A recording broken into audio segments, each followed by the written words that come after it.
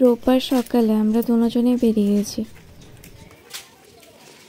এখন যাচ্ছি বাইক নিতে, তো দেখাবো শোরুমে গিয়ে কিরকম বাইকটা। ওইদিকে গিয়ে অটো করে যেতে লাগবে, অটো নিয়ে যাবো শোরুমে। ওকেও নিয়ে নিয়েছি, পুরো এক্সাইটেড। হঠাৎ করে ও বললো যে তুমি তাড়াতাড়ি তৈরি হয় না, সকাল বাজছে এখন 10:30। আমি নিজেও বুঝতে পারিনি, বলেছিল কিছুদিন পরে বাইকটা নেবে। হঠাৎ করেই ফোন এসে যায় আর আমরা দুজনেই পৌঁছে যাই এই বাইকের শোরুমে। কিছুক্ষণ বাইক দেখলাম।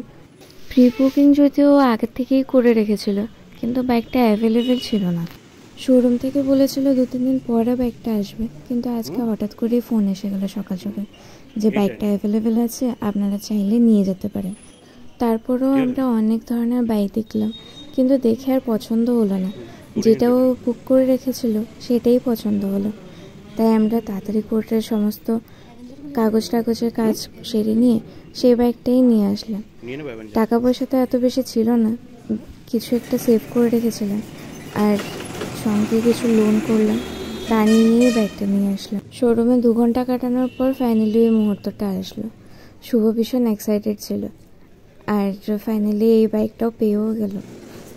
তারপরে তারা দিল আমাদের কিছু চকলেট, সেটা আমার জন্যই লাভ, আর চাবিও পেলো সঙ্গে, আর পেলো একটা হেলমেট। চকলেটটা যদিও আমিই নিয়েছি, আমি খুব এক্সাইটেড ছিলাম। পরে আমরা দুজনেই ফিরে আসলাম ঘরে। ফাইনালি এখন ঘরে আসলাম, এখন বাজছে দুপুর 2টো। এমনিতে বাইকটা বিক্রি করে দেওয়ার পর অনেকদিন যাবত, তোর 1-1.5 সপ্তাহ হয়ে গেছে, অনেক কষ্ট হচ্ছিল ওর অফিসে যাওয়া আসা করতে। তো কিছু লোন করলাম আর ঘরে কিছু অল্প টাকা ছিল, তা মিলিয়ে এই গাড়িটা নেওয়া হয়েছে। তো তোমরা নিশ্চয়ই কমেন্ট করে জানাবে গাড়িটা কেমন হয়েছে। আর গাড়িটা কি কিনেছি দেখিয়ে তো। গাড়িটা নিয়েছি পালসারের N160। তো তোমরা কমেন্ট করে নিশ্চয়ই জানিও যে গাড়িটা কেমন হয়েছে। আমার গাড়িটা খুব ভালো লেগেছে, ব্ল্যাক কালারটাই নিয়েছি কারণ আমার ব্ল্যাক একটু ফেভারিট। কিরকম লেগেছে কালারটা? আমার তো ফেভারিট কালার ব্ল্যাক। বাইকটা ঘরে রাখার পরে ভাবলাম মাকে নিয়েও একটু বাইকটা চালিয়ে আসি, আর মাকেও কোথাও যাওয়ার ছিল, একটা ইনভিটেশন ছিল। মাকে বসালাম বাইকের পেছনে, মা খুব এক্সাইটেড ছিল নতুন বাইক নিয়ে। এই যে নতুন গাড়ি হেলমেট পরে বসে, মাথায় ঢুকে না। কি পাগলামি তার। এটাও পড়বে?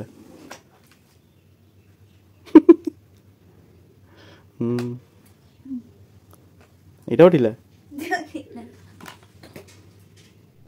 কি? মাত্র এখন শর্ট ভিডিও বানিয়ে উঠলাম। হ্যাঁ, এই যে এখন কুলির কাজ করবো, কেননা আমাদের তো স্টুডিও নেই, কিছু নেই।